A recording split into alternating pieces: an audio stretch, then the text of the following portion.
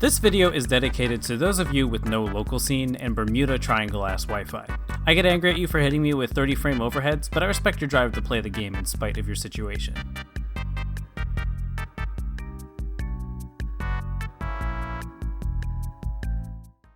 Let's talk about Netplay.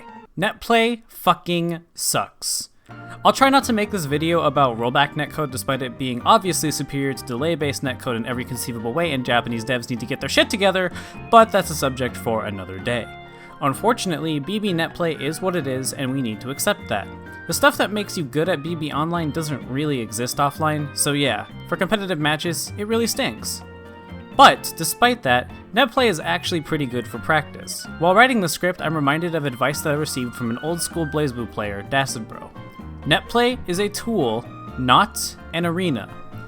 Essentially, Netplay is a tool for learning and exploring the game, not a grounds for serious competition. Results online literally don't matter. I've literally hopped on Netplay after making grand finals at a regional only to get smothered by a Maya player I've never heard of in the lobby.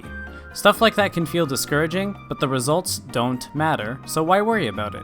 This mentality is not easy to maintain. It takes a lot of discipline to keep yourself focused on improvement instead of winning while playing online.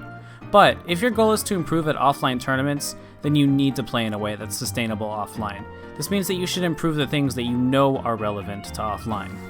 Honesty is really important here. Don't stress about getting hit by Ragnar's 6B over and over on Netplay. It's fair to think you might have gotten hit because of the connection, but be honest with yourself about the things you did that were your fault. The panic counter assault you did that got baited was still your fault. Once you've identified the stuff you can improve for offline play, you can zoom in on that and make it the focus of your set. If you watch my set with Beta Dude, you may recall that I got hit by an endless number of Gauntlet 80s. Gauntlet is much trickier to block online, but I'm confident in my ability to block it offline, so I chose not to focus on that. Instead, I noticed that a lot of my instant block attempts were getting hit low. This was because my IB input was done with 1-2-4-1 instead of a clean 1-2-1. While instant block timing is obviously affected by online delay, flubbing the input like that is not. I focused on cleaning up that input, and by the end of the set I was rarely making that mistake.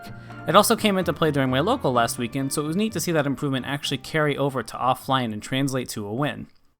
See, I've identified a sort of 3-step process for improving online. I don't know, this is really loose, but it's a pretty good way of showing my thought process.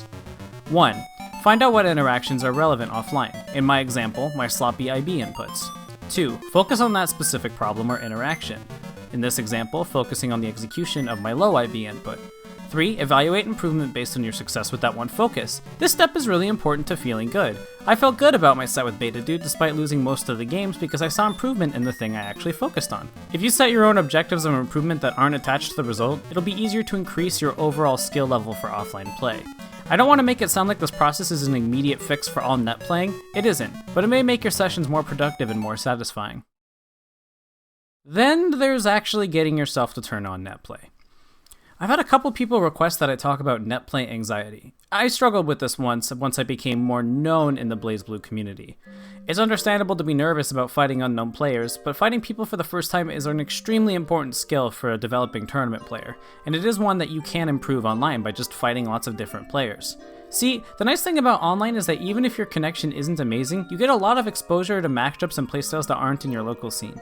Feeling more comfortable with one matchup from a handful of Netplay sets versus having no experience at all can make the difference between going 1-2 and making it to top 16 at a major. This literally happened to me at Frosty Faustings a few years ago.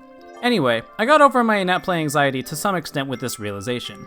Improving in fighting games is a one-player experience. It doesn't particularly matter what opponent I'm fighting. The process of improvement is something I can do in any set where the connection is at least alright. The connection is more of a limiter on what kinds of things you can realistically practice for an offline setting, but there's still a lot to work on even with that limitation in place. As for managing the anxious feelings themselves, I like mindfulness exercises. I use these as part of my tournament preparation as well, and it has absolutely made a difference. You can find some quick ones with a Google search, and they seriously make a difference in my mentality every time I do them. So yeah, what the opponent thinks and the outcome of the match doesn't really matter. Maybe the opponent will go on Discord and talk shit about you, that's kind of inevitable, right? But again, online results don't matter. Let them think what they want because nothing is going to stop you from getting better. That's what actually matters. Thanks a lot for watching. If you like my content, check out my stream where I regularly play sets and host lobbies with strong players. And if you want to support me, consider donating to my Ko-fi. I'll use it to buy bubble tea, which gives me fuel to make more of these videos.